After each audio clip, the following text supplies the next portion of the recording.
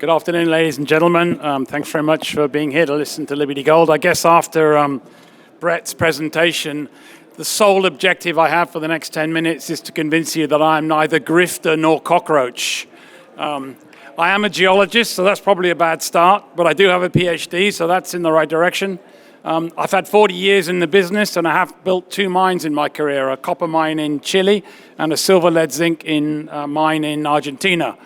And I'm now the CEO of Liberty Gold, and we are developing and propose to build the Black Pine deposit, oxide gold deposit in southern Idaho. So I think I'm the right person for the job. I'll leave you to decide on the grifter piece at the end of this presentation. I will be making forward-looking statements, so that goes to cockroach perhaps, but if you read those, that's my out. Where's the company? Developers sit in that beautiful trough, the famous Lassonde curve, otherwise known as the Valley of Death. It's a tough place to be, but with gold the way it is now, and money coming back into the sector, as Brent said, the generalists are coming back in, they're looking for value. Where do you find value in the sector? The beaten up developers. But the beaten up developers that have good people deploying good money into good projects. Thank you for that quote, Brett. And that's what we're doing.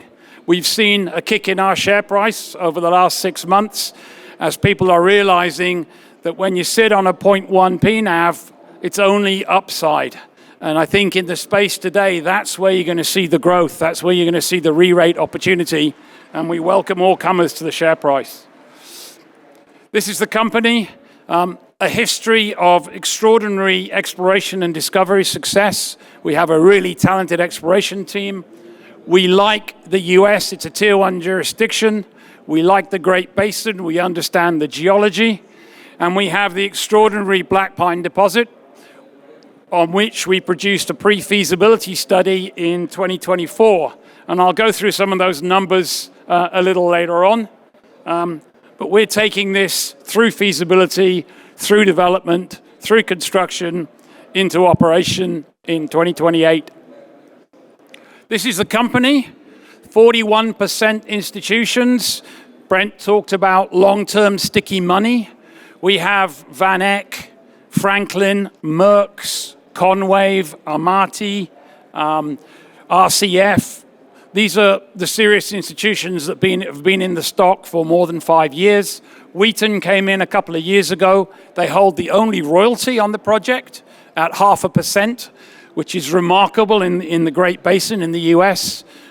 Typical royalties are 5 to 10%. So at half, we find ourselves in a unique position when we look to finance this project in a year or so's time to have some access to stream or royalty. Centerra Gold came into the stock in September last year at a 9.9. After a significant period of due diligence, they paid a 10% premium to VWAP, underpinning the fact that this is an excellent asset and carries their mark of approval in terms of upside opportunity. And we're delighted to be working with them through the feasibility study.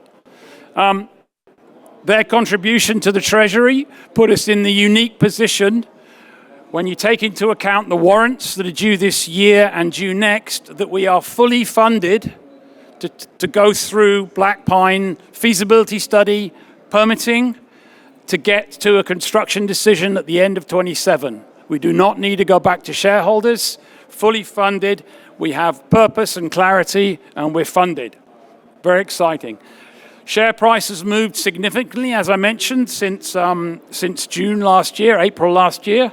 And you can see there, January 14th was 90 cents.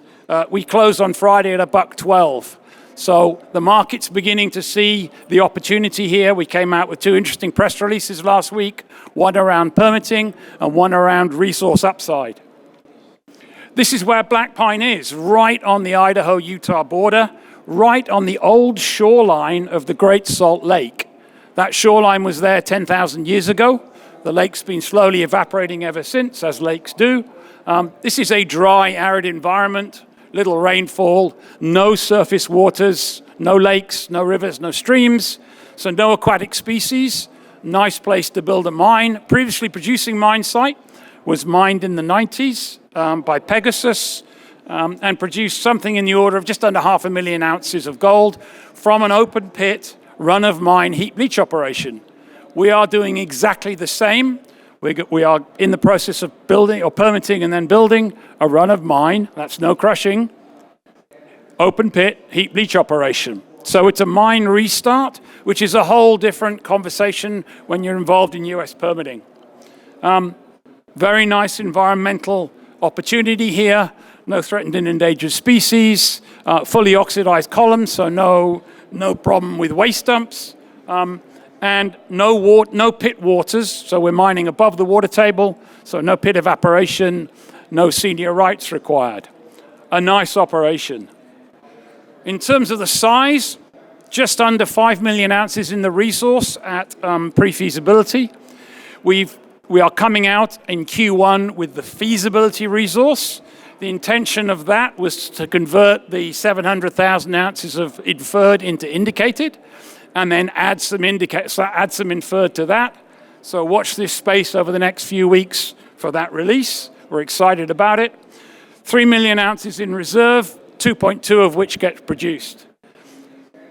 This is, in our view, an 8+ million ounce gold system.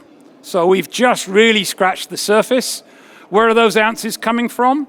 The pastel sort of green and yellow colors that you see surrounding the bold colors. The bold colors are blocks inside the resource.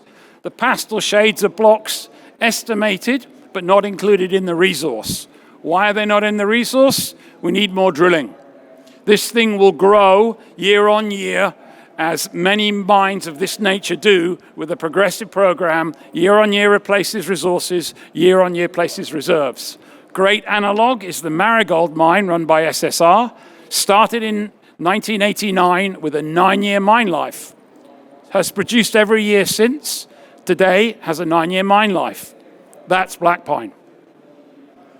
So real big snapshot of the economics and the sort of production scale. This is at pre-feas, just under 200,000 ounce a year producer for the first 5 years, 135 life of mine. We're going to improve upon that as we get into feasibility. Feasibility is coming out in October, so we'll see how far we get towards the 200,000 ounce a year producer, which is our target. 17-year mine life, we think we're going to see much more than 17 years, and we'll see where we get on feasibility. What's the value proposition? For just $327 million, you can build a plus 200,000 ounce year producer that gives you a $2,000 gold, a $500 million NPV. And if you look at the leverage to metal price, the lower line is $3,000 gold. So that is $125 million NPV increment for every $100 on the gold price. That's what you call torque or leverage to metal price. At spot, we are about a $3 billion NPV. So $300 million for a $3 billion NPV. That sounds neither grifter nor cockroach to me. This is what it looks like. For those of you who know what leach operations are, they're very, very simple. You have a heap. This is a beautiful site for a heap. It's a very flat, gentle sloping sort of outwash plain, no rivers, no steep slopes, no valleys, really nice. A couple of large open pits, a small processing facility, and a truck shop. Power to site already exists, and we've got a highway literally 10 kilometers away. All roads exist. This is a no-brainer in terms of restarting the mine. Permitting is critical path.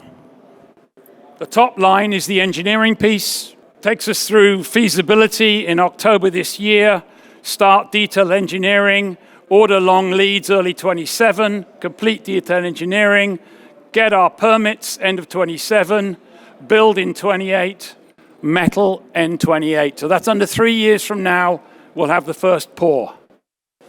And those who want my email address to send me an email in December 28, I'm happy to give it to you. Permitting. For those of you who know anything about US permitting, and it is complicated, the current administration is pushing hard on the permitting process, which is called NEPA, to speed it up. The NEPA process is very well prescripted, but there's no internal watchdog. The FAST-41 process has created an internal watchdog. We were accepted into FAST-41 last week, and we're in now a schedule renegotiation. This schedule you can see here, roughly 2 years for the permitting process. Others have come out recently, shortening that process to 15 months. We're in those discussions. We'll see where we go, but we either formalize this process or maybe we shorten it. So excited for that to happen. This was a drilling we did last year, 40,000 meters, and that's the basis for the update of the feasibility resource. Blue is exploration upside and resource growth upside. Here's some of the resource growth. One more slide. You can see this is high grade, above a gram material sitting well outside of the resource shell. We could trace that going to the northeast, coming out southwest, and again coming out to the east. Great upside opportunity. So, in summary, what have you got to look for over the next short period? Feasibility resource is coming out, which we believe is going to show great upside growth. We have a new permitting schedule due out by the end of March, which will consolidate and allow us detailed planning to start building. We have more drill results from the 2025 drill program. We have metallurgical test work coming out. We have engineering results and some interesting outcomes on water, which give us some upside optionality. Feasibility in September, October, and then the initial piece of capital deployment for long leads at the end of the year. An exciting time for us, and I thank you for your attention, ladies and gentlemen.